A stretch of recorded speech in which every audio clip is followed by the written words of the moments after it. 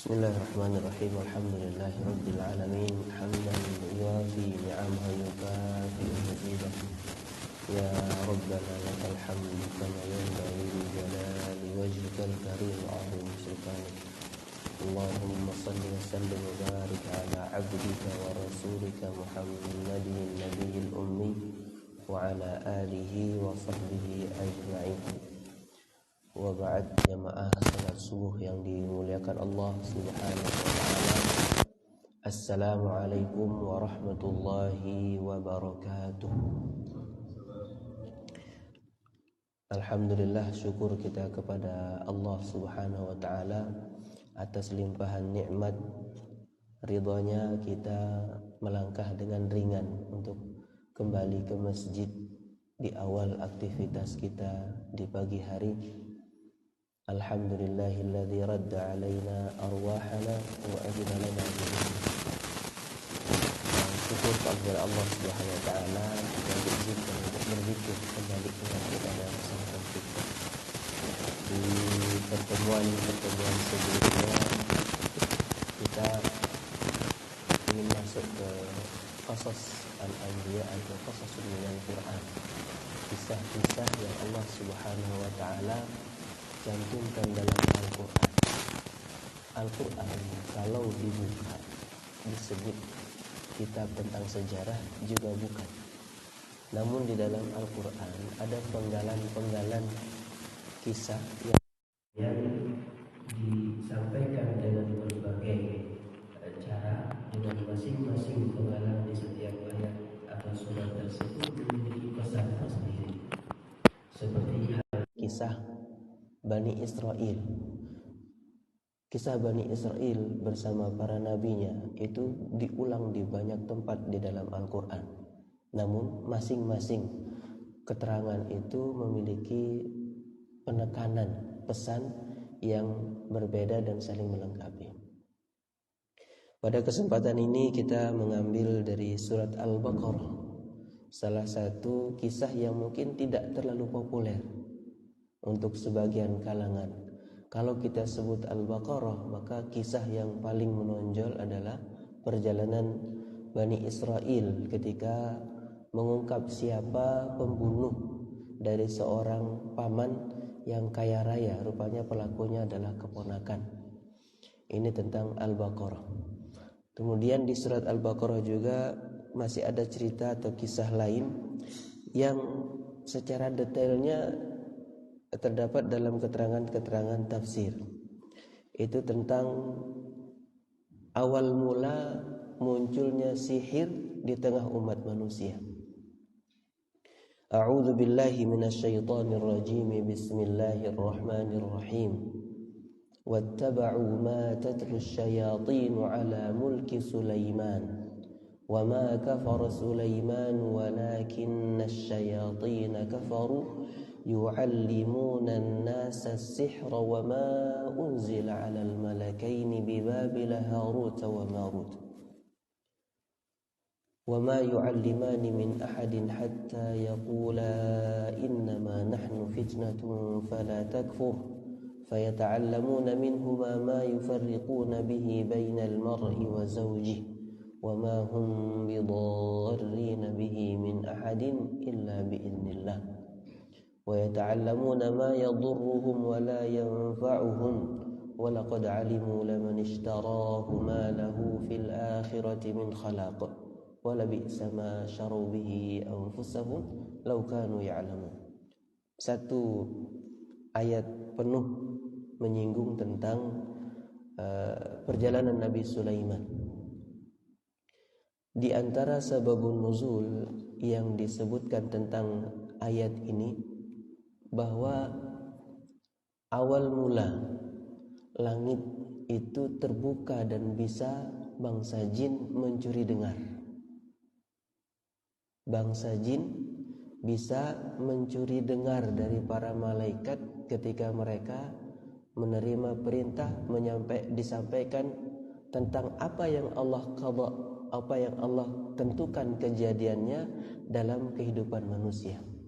Qada yaumi, yang mana Allah Subhanahu wa taala mengisahkan atau menjelaskan tentang hal ini wa anna kunna naq'udu minha maqa'ida lis-sam'. Bangsa jin dulunya bisa mampu kunna naq'udu minha maqa'ida lis-sam'. Bangsa jin ini naik ke bagian tertentu dari langit, maqa'ida lis-sam', tempat duduk untuk mencuri dengar. Setelah kemudian Al-Quran turun, Rasulullah SAW menjadi nabi, maka langit dijaga oleh para malaikat. Faman yastami'il ana yajid lahu shihaban rasada. Jadi langit kemudian tidak bisa lagi ditembus oleh bangsa jin. Nah, pada awalnya inilah yang kemudian satu sama lain bangsa syaitan dari bangsa jin ini mencuri dengar, lalu menyampaikan kepada manusia yang berkolaborasi dengan syaitan. Lalu disampaikanlah bahwa akan terjadi hari sekian, hari ini akan terjadi begini. Maka kemudian mereka mengaku mampu atau mengetahui hal-hal yang gaib. Ini pada awal mulanya. Yang kemudian nanti bangsa jin ini menemukan satu perubahan yang sangat dahsyat. Yang dulunya mereka mampu mencuri dengar berita-berita dari langit, dari Allah SWT melalui para malaikat yang sedang menerima perintah untuk mengeksekusi kejadian ketentuan yang Allah SWT tetapkan kepada bangsa manusia, itu tiba-tiba tertutup, tidak bisa lagi. Maka bangsa jin ini kemudian mencari, memeriksa di kehidupan manusia ada apa yang terjadi sehingga kita tidak lagi bisa mencuri dengar. Setiap naik dilempar dengan panah api. Faman yastami'il ana yajid lahu shihaban rasada. Jadi mereka tidak bisa lagi. Nah, rupanya pada subuh hari ketika Rasulullah SAW pulang dari Taif sampai di sebuah lembah yang disebut dengan Wadi Nakhlah, yang kemudian Rasulullah SAW mampir sholat subuh, rupanya melintas sekelompok bangsa jin. Barulah di sini mereka ketahui bahwa ini yang menyebabkan kita tidak bisa lagi mendengar dari berita yang akan dieksekusi atau akan terjadi pada kehidupan manusia. Lalu hal itu disebut dalam surat Al-Ahqaf, wa idh sarafna ilaika nafaran minal jinni yastami'una ilal Qur'an. Jadi ketika sekelompok bangsa jin ini melintas, lalu mereka mendengar bacaan Al-Quran ketika Rasulullah SAW salat subuh, falamma hadaruhu qalu ansitu. Ketika mereka hadir dengar Al-Quran dibaca, mereka saling ajak, coba kita simak, ansitu, dengarkan. Falamma qadaw, ketika mereka selesai mendengarkan Al-Quran, wallau ila qaumihim munzirin. Disinilah bangsa jin ini mendengarkan Al-Quran, setelah itu mereka menyampaikan kepada kaumnya. Ini ketika Rasulullah SAW berada di Wadi Nakhlah. Nah, yang kemudian pada masa sebelum Nabi Sulaiman, sihir ini merebak begitu kuat, sampai kemudian Allah Subhanahu wa taala mengutus Nabi Sulaiman untuk membasmi, untuk menghentikan tersebarnya sihir. Lalu ketika Nabi Sulaiman, ini agak lompat, ada nama yang disebut di sini Harut wa Marut. Sebelum ke Nabi Sulaiman, Harut dan Marut, wa ma unzila 'alal malakaini bi Babila Harut wa Marut. Siapa Harut dan Marut? Harut dan Marut, di antara yang dijelaskan tentang kedua sosok ini, ada riwayat yang masuk dari Israiliyat. Dia adalah dua malaikat yang diuji. Ada sebagian yang menyebutkan bahwa dua ini, Harut dan Marut, adalah manusia yang kemudian Allah Subhanahu wa taala jadikan ujian atau fitnah untuk kehidupan manusia. Nah, mundur sedikit bahwa Harut dan Marut, kalau kita ambil kisah bahwa dia adalah dua orang malaikat yang kemudian diberikan syahwat atau nafsu manusia untuk dia turun, kemudian dalam hal ini dia terfitnah lalu terbawa untuk melakukan minum khamr, zina dan membunuh. Ini kisah yang sebagian mengatakan tidak sahih. Ada yang menyebutkan bahwa Harut dan Marut adalah dua sosok manusia yang adanya di Babil, di daerah Babilonia, yang kemudian Allah kehendaki dia menjadi fitnah. Ketika ada orang-orang yang datang ingin belajar sihir, bukan keduanya yang mengajarkan, tapi pergilah ke satu tempat, di situ akan bertemu dengan syaitan. Maka di sini nanti walakinna syayatina kafaru yu'allimuna an-nasa sihr, bukan Harut dan Marut. Kalau kita buka kalimat wa ma unzila 'alal malakain, dan sihir itu tidak diturunkan kepada dua malakain ini, kepada dua sosok Harut dan Marut. Akan tetapi syaitanlah yang mengajarkan sihir kepada umat manusia. Nah, sampai kemudian di kalangan Bani Israel sihir ini berlangsung dan merebak sampai hari ini. Namun pada waktu Nabi Sulaiman alaihissalam ini diutus oleh Allah Subhanahu wa taala, sihir pernah terhenti dan tidak ada di muka bumi. Di saat Nabi Sulaiman alaihissalam diberikan keutamaan, kelebihan oleh Allah Subhanahu wa taala, seluruh makhluk menjadi pasukannya dan tunduk kepada Nabi Sulaiman. Nah, Nabi Sulaiman adalah seorang nabi yang juga raja, yang sebelum-sebelumnya di kalangan Bani Israel yang asbatan umama, yang terpisah-pisah, terpilah-pilah menjadi kabilah-kabilah yang ada, tidak pernah bertemu atau bersatu seorang raja yang juga nabi. Sampai kemudian Nabi Dawud menerima amandat dari mertuanya untuk menjadi seorang raja setelah peperangan melawan Talut dan Jalut. Nah, maka kemudian kekuasaan ini terwariskan kepada Nabi Sulaiman. Di saat Rasulullah sallallahu alaihi wasallam menyampaikan kepada orang-orang Yahudi di Madinah, mereka dengar bahwa Rasulullah sallallahu alaihi wasallam menyebut seorang Sulaiman itu alaihissalam adalah seorang nabi. Lalu mereka mengatakan, "Madza taquluna fi Muhammadin yaz'um anna Sulaimana nabi?" Karena yang populer di kalangan Bani Israel dan Yahudi itu adalah Nabi Sulaiman seorang tukang sihir. Ketika Al-Quran menyampaikan tentang Nabi Sulaiman adalah seorang nabi, maka mereka ini orang-orang Yahudi membantah, Nabi Sulaiman itu seorang tukang sihir. Turunlah ayat ini untuk menjelaskan bahwa Nabi Sulaiman bukan seorang penyihir. Yang pertama. Yang kedua,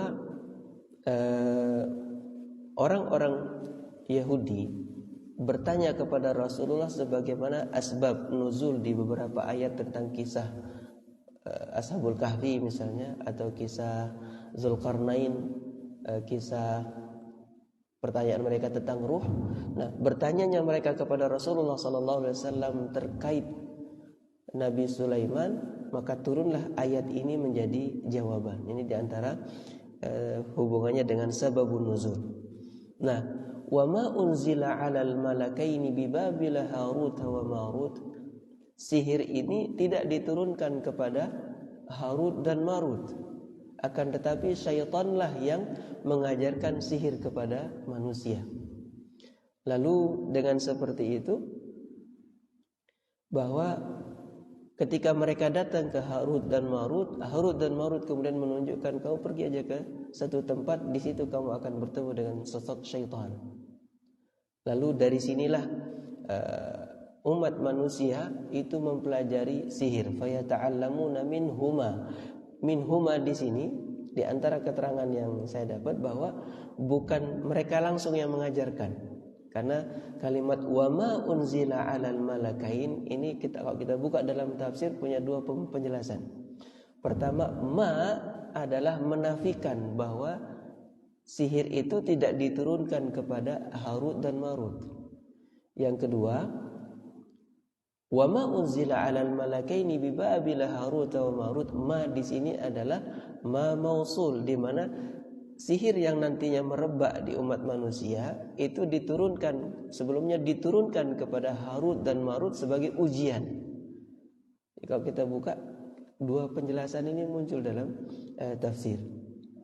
Nah, fayata'allamuna minhuma ma yufarriquna bihi bainal mar'i wa zawji. Mereka kemudian mempelajari sihir. Jadi yang sebelum mereka mengajarkan, sebelum mereka belajar selalu dan sebelumnya dinasihati. Innama nahnu fitnatun fala takfur. Kami adalah fitnah, ujian untuk kehidupan manusia, maka jangan kufur. Nah, dari sini kita mengikuti kesimpulan para ulama bahwa hukum sihir itu, mempelajari sihir itu adalah al-kufur. Fala takfur. Fayata'allamuna minhuma ma yufarriqu bihi bainal mar'i wa zawjihi wa ma hum bidarrina bihi min ahadin illa biiznillah. Nah, kembali ke Nabi Sulaiman, bahwa setelah Nabi Sulaiman diutus, kemudian Nabi Sulaiman membuat sebuah keputusan, aturan bahwa seluruh kitab-kitab sihir, mantra atau semua yang mereka terima pelajari dari syaitan ini disita, diambil. Lalu dikuburlah semua itu di bawah kursi Sulaiman. Dan Nabi Sulaiman membasmi penyihir. Tidak boleh ada orang yang membicarakan sihir. Sampai berjalan satu generasi yang tidak lagi satupun orang berinteraksi dengan sihir. Lalu syaitan ini sepeninggal Nabi Sulaiman. Jadi sejak Nabi Sulaiman alaihissalam membuat aturan bahwa tidak boleh berinteraksi dengan sihir, hilanglah sihir di muka bumi sampai Nabi Sulaiman wafat. Ini versi yang pertama. Yang setelah kemudian wafatnya Nabi Sulaiman, syaitan hadir dalam wujud manusia yang kemudian mengajak, meminta orang-orang pada masa itu untuk menggali kembali kitab-kitab sihir, mantra-mantra sihir yang ada di bawah kursi Nabi Sulaiman. Nah, kalau kita buka di tafsir Ibnu Katsir, ternyata kisahnya sedikit bahwa Nabi Sulaiman punya sekretaris yang kemudian memiliki catatan-catatan Nabi Sulaiman, yang catatan ini disimpan di bawah kursi Sulaiman. Yang kemudian sepeninggal Nabi Sulaiman, buku atau kitab inilah yang diambil lalu dibubuhi tambahan-tambahan oleh syaitan. Jadi ada dua versi yang saya temukan. Intinya bahwa setelah sihir di muka bumi ini habis, lalu kenapa bisa bangkit lagi? Ini adalah syaitan yang kembali memulai. Bahwa syaitan memfitnah Nabi Sulaiman. Kalau ingin mengetahui apa yang membuat Nabi Sulaiman memiliki kemampuan memimpin sehingga seluruhnya bisa tunduk taat, karena Nabi Sulaiman pernah punya doa meminta untuk diberikan mulkan la yanbaghi li ahadin min ba'di. Nabi Sulaiman meminta kepada Allah SWT untuk diberikan kekuasaan yang tidak pernah akan diberikan kepada manusia lain. Dan ini dikuatkan oleh hadis Rasulullah SAW ketika seorang sahabat menangkap jin lalu diikat di tiang masjid di Madinah. Kemudian Rasulullah SAW mengatakan, laula du'a wa akhi Sulaiman, kalau saja bukan karena doanya Nabi Sulaiman, maka Rasulullah akan mengizinkan melakukan segala sesuatu terhadap bangsa jin. Jadi ada kaitannya. Nah, ketika syaitan kemudian muncul dalam bentuk manusia, lalu menghasut, mengajak orang-orang pada waktu itu untuk mengatakan, kalau kalian ingin mengetahui apa yang digunakan Sulaiman untuk memimpin pada masa hidupnya, maka itu ada di bawah kursinya. Maka ini kemudian dibuka, lalu merebak kembalilah sihir. Nah, sampai kemudian terus sampai hari ini pun as-sihir was-saharah ini merebak di mana-mana.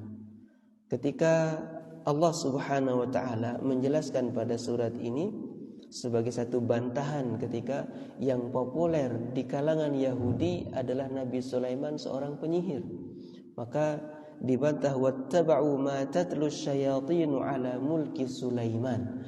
Mereka mengikuti apa yang dibaca oleh syaitan pada masa kerajaan Sulaiman.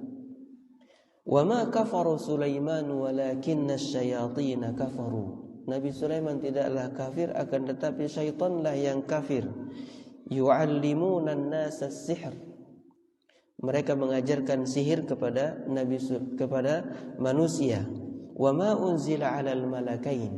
Kalau kita ambil terjemah versi awal, bahwa ma menafikan dan sihir itu tidak diturunkan kepada malakain. Akan tetapi syaitanlah yang mengajarkan. Malakain Harut dan Marut ini hanya menunjukkan di situ tempat mempelajarinya. Ini hal yang lumrah bagaimana memahami bahwa Harut dan Marut itu selalu mengatakan fala takfur innama nahnu fitnatun fala takfur. Seperti halnya hari ini orang dilarang untuk melakukan maksiat pun tetap saja ada yang mendengarkan, ada yang tidak mendengarkan. Pada waktu itu juga sama, ketika Harut dan Marut mengatakan innama nahnu fitnatun fala takfur, tetap saja ketika sudah dilarang jangan pelajari sihir, jangan kufur, tetap saja ada yang mempelajari. Ini yang kemudian menyebabkan merebaknya sihir pada zaman itu hingga hari ini juga masih ada. Fayata'allamuna minhuma ma yufarriquna bihi bainal mar'i wa zawji. Maka manusia pada waktu itu mempelajari apa yang menyebabkan suami istri, orang yang berpasangan itu kemudian terpisah. Di antara grade paling hebat dari sihir adalah at-tafriq, membuat orang yang tadinya akur bersatu kemudian terpisah. Ini as-sahar, prestasi sihir yang paling hebat. Ma yufarriquna bihi bainal mar'i wa zawjihi wa ma hum bidarrina bihi min ahadin illa biiznillah. Ini yang perlu kita pelajari, kita renungkan, kita pahami bahwa begitu banyak orang hari ini khawatir dengan usaha yang dirusak oleh orang lain, usaha yang takut gagal, perkawinan yang pernikahan yang terancam terpisah, begitu banyak masalah. Nah, as-sihir yang paling hebat adalah at-tafriq. Maka ketika kerjasama syaitan dengan manusia, syaitan al-ins dengan syaitan al-jin, ini yang kemudian menyebabkan satu sama lain terpisah. Bagaimana caranya? Hal yang sama pernah terjadi kepada Rasulullah sallallahu alaihi wasallam ketika disihir oleh seorang Yahudi. Bahkan tadi ketika sihir itu bermula dari orang-orang Yahudi, maka pun yang menyihir Rasulullah sallallahu alaihi wasallam adalah seorang Yahudi, Labid bin A'sam, yang kemudian punya dampak kepada Rasulullah sallallahu alaihi wasallam mengalami satu kondisi yang Rasulullah merasa melakukan sesuatu terhadap istrinya tapi tidak melakukan. Jadi Rasulullah dia melihat, merasa mendatangi istrinya tapi padahal tidak melakukan. Ini sering terjadi kita di tengah masyarakat kita, itu seakan melakukan tapi ternyata tidak. Ini di antara bentuk sihir yang muncul di tengah masyarakat yang juga pernah mengenai Rasulullah SAW, yang kemudian diruqyah, ditunjukkan kalimat-kalimat ruqyah oleh malaikat Jibril atas perintah Allah Subhanahu wa taala. Maka bentuk sihir yang bisa dialami adalah tiba-tiba rasa benci yang tidak punya sebab terhadap seorang istri atau seorang istri terhadap suami. Karena sihir tafriq, tiba-tiba kita benci. Maka yang dilakukan oleh para kahanah atau as-saharah itu adalah yanfuthu fil uqad, yang kemudian membaca apa yang diajarkan oleh syaitan, kalimat-kalimat batilah, kalimat-kalimat yang menyebabkan bangsa syaitan itu taat dan nurut kepada keinginan manusia. Ini yang kemudian kita kenal dengan as-sihr asy-sya'wadzah atau mantra-mantra. Maka ternyata dalam surat Al-Baqarah ini berawal dari orang-orang Yahudi yang mempelajari sihir dari syaitan. Wa yata'allamuna wa ma hum bidarrin bihi min ahadin illa biiznillah. Apapun yang dilakukan oleh syaitan, apapun yang ingin dilakukan oleh manusia, kalangan syaitan dari kalangan manusia, walau ijtama'u ala an yanfa'uk, ketika makhluk ini jin dan manusia berkumpul untuk melakukan sesuatu memberikan mudarat, lan yadurruka illa bima kataballahu lak, tidak akan pernah mampu memberikan mudarat kecuali dengan sesuatu yang Allah Subhanahu wa taala sudah tetapkan. Maka mudarat yang muncul akibat dari sihir ini juga bagian dari apa yang Allah izinkan. Tidak akan pernah terjadi sesuatu mudarat ataupun manfaat illa biiznillah, kecuali dengan izin Allah Subhanahu wa taala. Bagaimana menyikapi atau memahami sihir, niatan jahat seorang manusia kepada sesama manusia? Ternyata itu juga izin Allah.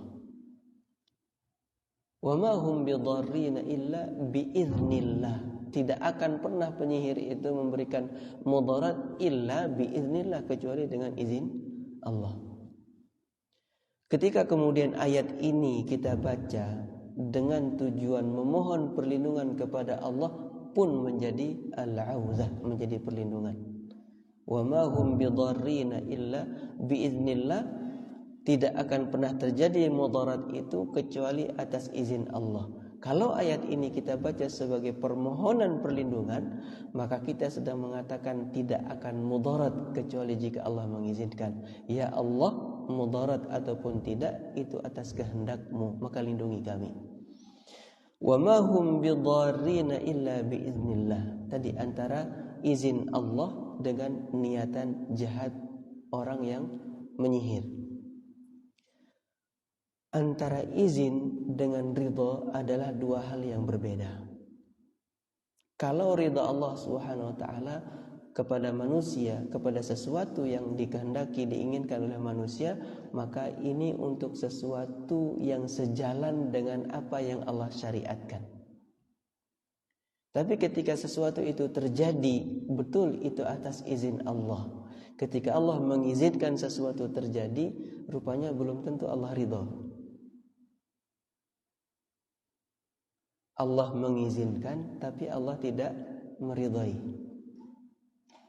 Ketika di antara kita begitu sampai pada usia layak dan sudah waktunya menikah, dengan bersusah payah berusaha menjaga kehormatan, menyiapkan dana, biaya, lalu melamar seorang gadis, lalu menikah.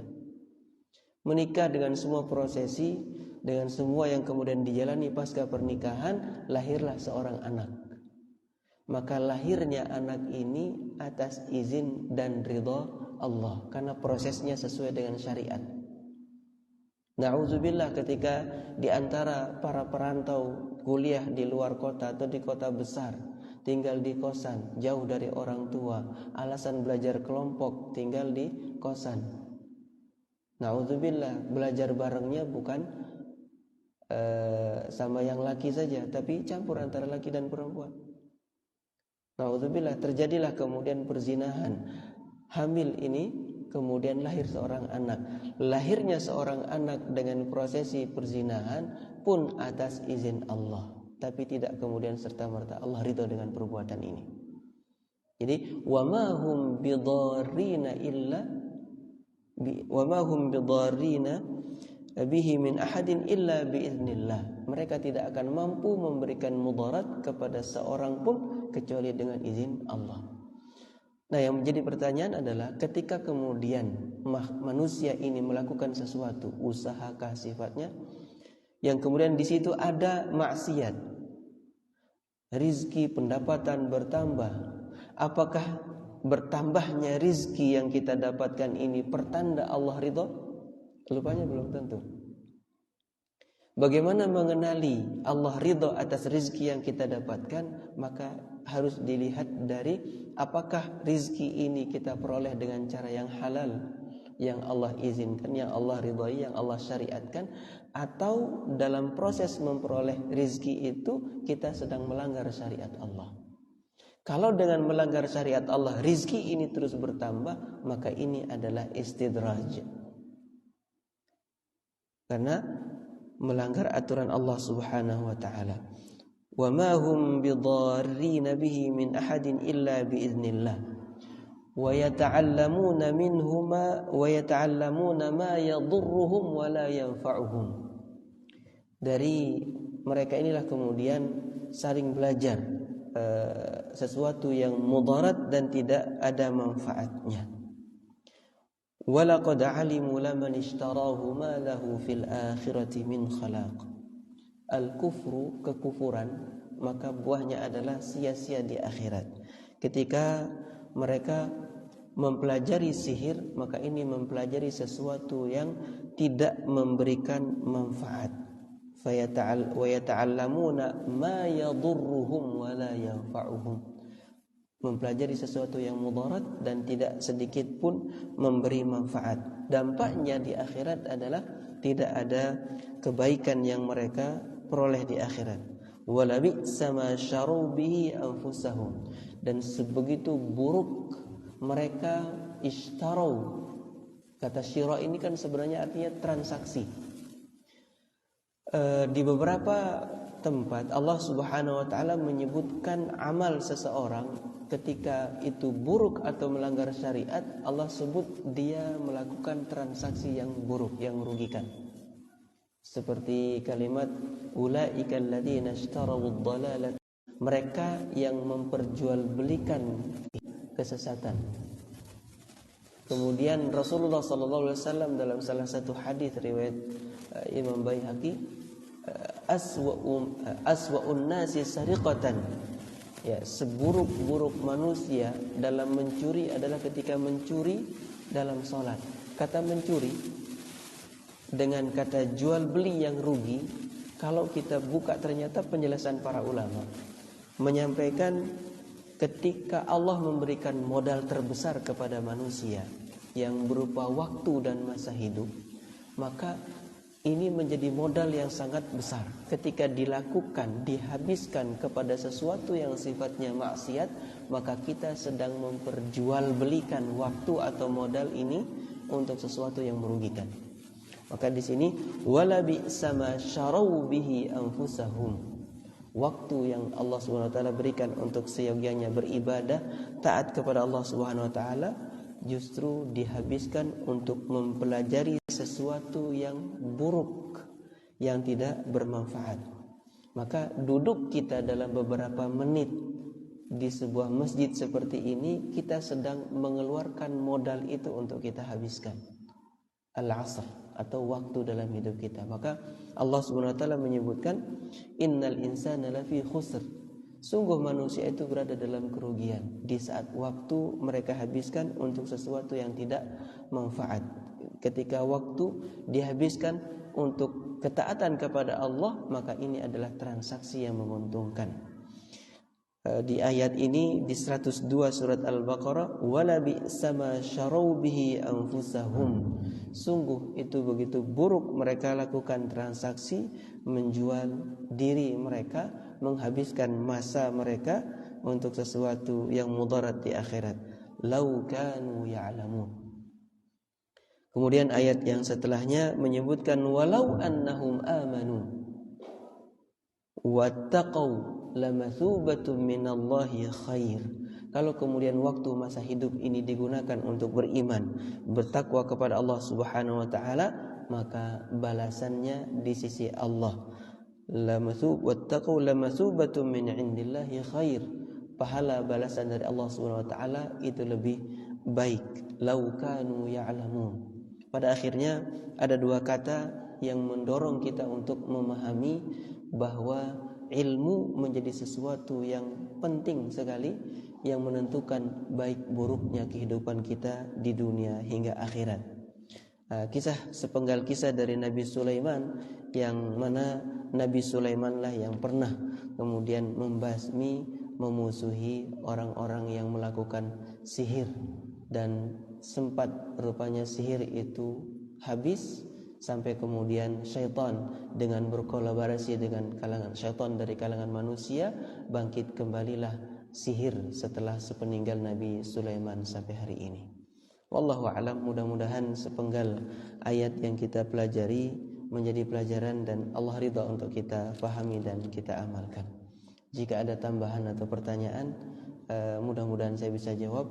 Jika ada koreksi atau melengkapi, dengan senang hati. Barakallahu fikum.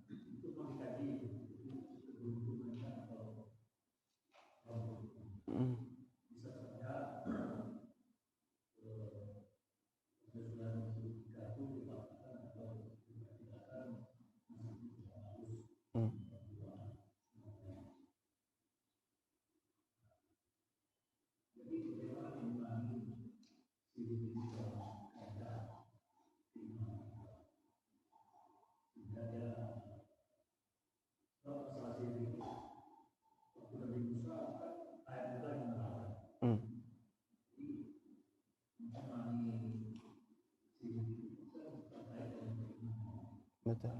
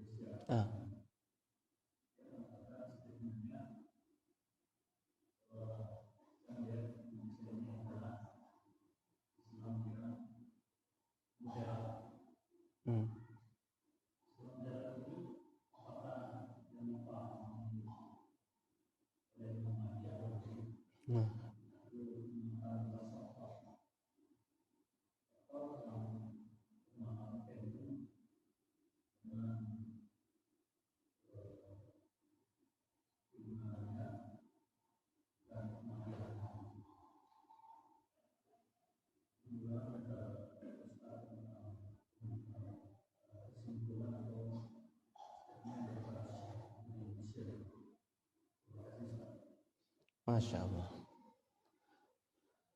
Barakallahu fikum. Bismillah, alhamdulillah, salatu wassalamu ala rasulillah wa ala alihi wasallam. Ketika dalam kehidupan manusia, sihir itu sangat populer dan masih terus ada.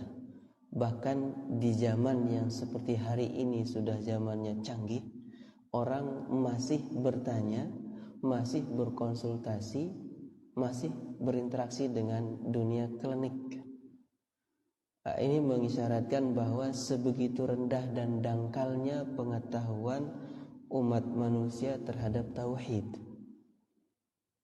Di satu sisi, as-sihir itu ada.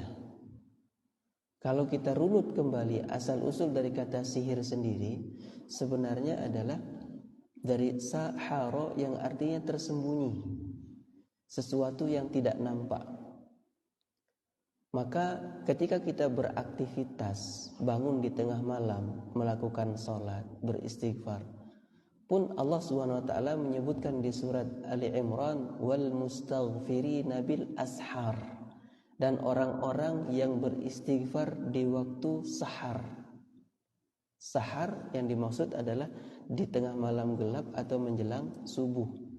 Di saat orang lain tertidur, suasananya masih tertutup gelap, orang tidak nampak, maka disebutlah waktu ini dengan waktu sahar.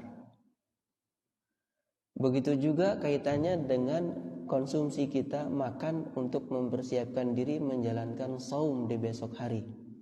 Maka wajibah atau makanan ini disebut sahur.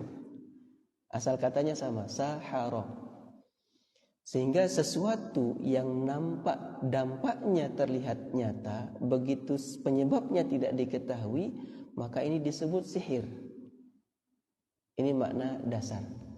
Sehingga dalam kalimat masal dalam bahasa Arab pun kemudian inna fil bayani la sihra. Ketika seseorang mempresentasikan sesuatu yang awalnya kita tidak tertarik, tidak tertarik, tidak tergerak sedikit pun, akhirnya kita terbawa. Baik itu untuk menyukai sesuatu atau membenci sesuatu. Ketika dalam narasi yang dibangun oleh seseorang, maka dalam narasi ini orang bisa tersihir. Dampaknya nyata, tapi penyebabnya tidak bisa dilihat. Bisa dari penampilan. Makanya di saat orang-orang yang berjualan, sales namanya, itu menyampaikan dengan penampilan, dengan tutur kata yang bagus, kita terhadap sesuatu yang tidak menarik, awalnya kita jadi tertarik. Nah, ini kaitannya dengan istilah bahasa dari kata sihir itu sendiri. Nah, ketika kemudian dalam Al-Quran pun disebut tentang as-sihir, yu'allimuna an-nasa sihr, mereka belajar as-sihir. As-sihir ketika dampaknya adalah terpisahnya suami istri tanpa pernah ada sebelumnya cekcok atau sesuatu, kok muncul benci gitu. Nah, ketika penyebabnya tidak diketahui, maka ini disebut sihir. Begitu juga yang terjadi di kalangan masyarakat kita. Sihir ini tidak selalu terkait dengan bangsa jin. Bisa juga media itu menjadi media sihir. Berita, hoax itu juga bisa menjadi media sihir. Muncul kebencian pecah di tengah masyarakat, rupanya lembut. Bergesernya pemahaman akidah di kalangan masyarakat dengan masuknya film-film yang tanpa sadar menafikan kekuasaan Allah sebagai pencipta. Ini juga sihir. Jadi pengikisan. Nah, adapun kemudian sihir, kalau kita kembalikan kepada pembahasan kitab-kitab terkait akidah, memang pada awal mulanya adalah sesuatu yang merupakan kolaborasi antara bangsa manusia dengan bangsa jin atau bangsa syaitan dari bangsa jin untuk memberikan atau melakukan mudarat kepada orang lain. Ini yang kita pahami paling awal tentang sihir sebelum kita perluas dengan makna yang tadi. Maka bagaimana menyikapinya terkait dengan akidah? Ayat ini menyebutkan bagaimana penyikapannya. Yang tadi di ayat 102 di surat Al-Baqarah. Sihir itu ada, bisa memberi mudarat, tapi mudarat itu tetap atas izin Allah. Menyikapinya bagaimana? Mengimani, meyakini sihir itu bisa terjadi, tapi kita kemudian bertawakalnya kepada Allah. Maka Rasulullah SAW dalam banyak azkar, dalam banyak doa yang Rasulullah wariskan kepada kita, seperti ta'awuzat misalnya, a'udzu bikalimatillahi tammati min syarri ma khalaq. Aku berlindung kepada Allah dari keburukan kejahatan semua makhluk. Karena bangsa manusia ataupun bangsa jin tidak akan mampu memberikan mudarat kalau Allah SWT melindungi. Inilah hikmah di balik semua zikir yang kita baca. Seperti Rasulullah SAW memohonkan perlindungan kepada cucunya, u'idzukuma bikalimatillahi tammati min kulli syaitanin wa hammah wa min kulli ainin lamah. Ada ain, orang menatap dengan kebencian, kemudian orang yang ditatap ini mengalami mudarat atau keburukan, padahal cuma ditatap saja, maka disebut ain. Penyebabnya tidak terlihat, tapi orang jatuh atau bahkan sampai mati. Maka bagaimana mengimaninya? Fahami sesuai dengan apa yang Rasulullah tuntun. sihir itu bisa ada, namun kemudian tawakal berlindungnya seorang hamba kepada Allah itu yang harus lebih diperkuat dengan terlebih dahulu berlepas diri dari semua bentuk kesyirikan. Nah, ketika tadi orang mau menikah, menghitung dulu nama, apakah di sini terdapat hurufnya berapa, R-nya berapa, Z-nya ada atau tidak. Oh, kalau ini lahirnya bulan apa, menikah di bulan tertentu, ini akan mudarat. Untuk menentukan harinya pun dicari hari yang tidak ada kemalangan katanya. Satu saat saya baru bisa memahami apanya sih yang dicari dengan hari baik gitu. Ketika mengantar seorang warga Bogor sini lamaran, kemudian menentukan kapan nikah. Kok nggak bisa ditentukan seketika? Kedua belah pihak rupanya konsultasi ke semua keluarga untuk mencari tahu apakah kalau hari Sabtu diadakan, ada tidak di antara garis keturunan ke atas itu yang wafat di hari itu? Kalau ada maka nggak boleh nikah di hari Sabtu. Wallahu a'lam. Begitu juga dari yang perempuan. Oh, ternyata hari libur itu hari Sabtu, gedungnya dapat. Begitu diketahui, oh ternyata kakeknya dulu meninggal di hari Sabtu. Nggak jadi itu, Pak. Jadi menggantungkan baik buruk mudarat itu kepada makhluk, ini yang tidak boleh. Makanya at-tatayyur menjadi bagian dari kesyirikan. At-tatayyur itu diambil dari kata tayr, di mana pada masa jahiliyah orang untuk mengambil satu keputusan atau tidak itu pakai burung, Pak. Burungnya dilepas, kalau terbangnya ke kanan berarti mujur. Ini kan mengundi nasib. Kalau terbangnya ke kiri apes. Maka karena medianya dulu adalah burung, maka disebutnya tatayur. Kalau sekarang ada yang pakai apa tuh? Yang dikocok jatuh terus dilihat, oh nasibnya begini. Nah, ini bagian dari kesyirikan. Maka bagaimana menyikapinya? Kembali luruskan akidah, perkuat keimanan, maka kita tidak akan pernah khawatir terhadap sihir ketika kita berlindung kepada Allah Subhanahu wa taala. Dengan zikir pagi, bahkan zikir setelah salat, Al-Ikhlas, Al-Falaq, An-Nas adalah doa perlindungan. Kemudian a'udzu bikalimatillahi tammat, kemudian bismillahilladzi la yadurru ma'asmihi. Maka semua ini Rasulullah wariskan kepada kita bagian dari cara kita berlindung atau menyikapi sihir itu sendiri. Wallahu a'lam. Kemudian tadi ada pertanyaan kedua, tokoh Mesir, ulama Mesir mengatakan umat Islam di Indonesia adalah Islamnya yang moderat. Wallahu a'lam. Moderat itu patokan kriterianya apa? Saya sendiri tidak mengetahui. Kalau yang dipahami dengan ummatan wasatan, ketika Allah SWT menyebutkan di dalam Al-Quran, wa kadzalika ja'alnakum ummatan wasatan litakunu syuhada'a 'alan nas wa yakuna ar-rasulu 'alaikum syahida. Kalau yang dipahami, yang dimaksud adalah pemahaman seperti yang ada di Al-Quran, kami jadikan kamu wahai Muhammad berikut umatmu adalah ummatan wasata, umat pertengahan. Pertengahan ini berarti kan antara dua sisi, Pak. Rupanya kalau kita buka dalam tafsir ayat ini, wasatan di sini umat yang meluruskan kesesatan umat terdahulu. Yang mana Rasulullah SAW sebagai syahid, sebagai saksi.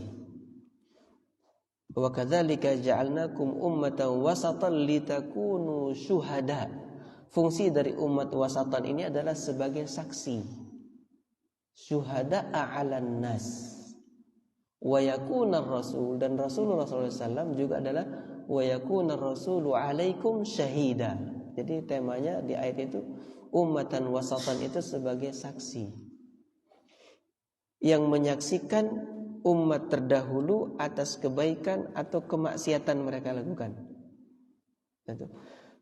Wa yakuna ar-rasulu 'alaikum syahida. Jadi kita ini sebagai saksi untuk umat terdahulu. Dalam hadis tentang hari kiamat, bahwa umat terdahulu, umat para nabi terdahulu, ketika mereka membutuhkan saksi apakah mereka beriman atau tidak, itu ternyata yang menjadi saksi adalah umat Rasulullah. Lalu bagaimana mereka menjadi saksi? Ketika Al-Quran menjelaskan tentang perjalanan keimanan ataupun kemaksiatan yang mereka lakukan pada masa itu, dicantumkan dalam Al-Quran, umat Rasulullah mengimaninya, maka kita pun bersaksi, menjadi saksi atas keburukan Fir'aun, ke atas kejahatan orang-orang terdahulu yang disebutkan dalam Al-Quran. Litakunu syuhada'a 'alan nas. Itu satu sisi. Sisi lain, kita satu sama lain ini juga menjadi syuhada, menjadi saksi untuk sesama kita. Apakah dakwah ini setelah disampaikan ditaati atau tidak? Rasulullah telah menyampaikan kebenaran, apakah umatnya mengingkari atau menerima? Rasulullah SAW juga saksi atas umatnya. Bahkan Rasulullah menjadi saksi untuk kita. Dalam satu riwayat disebutkan, "Uridat alayya a'malu ummati."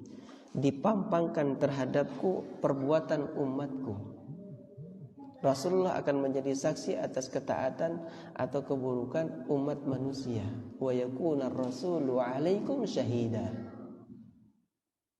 Kalau kemudian moderat yang difahami adalah ummatan wasatan, yang meluruskan kesalahan, kekeliruan yang ada di masyarakat, yang menguatkan kebaikan-kebaikan yang sudah mentradisi di tengah masyarakat, sebagaimana Rasulullah mengatakan sallallahu alaihi wasallam, innama bu'itsu liutammima makarimal akhlak. Rupanya makna hadis ini, ada kebaikan-kebaikan yang sudah menjadi tradisi di kalangan bangsa Arab jahiliyah pada waktu itu, yang kemudian Rasulullah sempurnakan, seperti ikramud dhaif, memuliakan tamu, menolong sesama. Ada sekitar 6 atau 5 kebaikan yang Rasulullah SAW lakukan sebelum menerima wahyu, yang dijelaskan dalam kalimat Ummul Mukminin Khadijah radhiyallahu anha.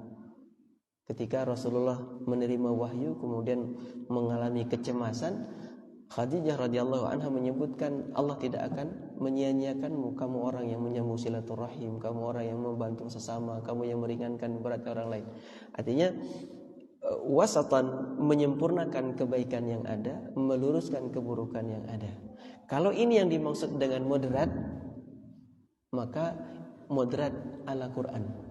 Tapi kalau yang dimaksud dengan moderat adalah bisa berkompromi dengan ajaran atau akidah dari luar Islam, maka ini moderat yang batil. Belakangan ini dunia maya kita kan heboh. Beberapa foto dari keluarga-keluarga kita yang ada di Palestina menyebutkan kami tersakiti dengan kunjungan 5 orang itu. Di saat kami dibantai kok ini malah bermesraan. Kalau dikatakan ini adalah tokoh-tokoh moderat, enggak. Kalau yang dimaksud dengan moderat adalah berkompromi dengan akidah di luar Islam untuk hal-hal yang prinsip, maka ini tidak tepat. Jadi versi siapa yang akan kita ambil tentang moderat? Gitu. Kalau moderat yang dimaksud ummatan wasatan, seperti yang disebutkan dalam Al-Quran di surat Al-Baqarah, maka moderat ala Quran. Tapi kalau moderat yang dimaksud adalah menghubungkan, mendekatkan antara Yahudi, apa sih istilahnya? Apa sih istilahnya tuh? Keyahudian ya. Dengan Islam kan itu lintas agama yang kemudian berusaha menarik untuk mendekatkan. Kalau ini menjadi efeknya campur aduk akidah atas nama toleransi, Al-Quran lebih tegas, lakum dinukum waliyadin. Jadi apa motif, dan saya tidak menyimak langsung kalimat umat Islam di Indonesia adalah umat Islam yang moderat. Apakah ini kata manis untuk membiarkan arus pemikiran barat untuk menggerogoti akidah umat manusia? Wallahu a'lam. Jadi butuh dikaji lebih jauh lagi, karena keterbatasan saya belajar mungkin tidak lengkap jawaban ini. Kalau ada yang bisa melengkapi, menyempurnakan, mangga. Wallahu a'lam.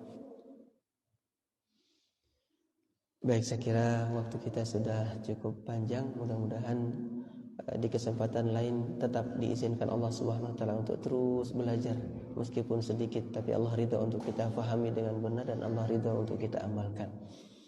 Kita titip doa kepada Allah Subhanahu wa taala, mohon agar semua urusan umat manusia ini, umat Islam, dilancarkan, dimudahkan, dan saudara-saudara kita yang tertindas, terzalimi dimenangkan oleh Allah Subhanahu wa taala. Aqulu qawli hadza astaghfirullahal azim li wa lakum.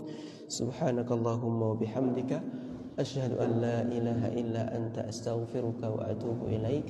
Assalamualaikum warahmatullahi wabarakatuh.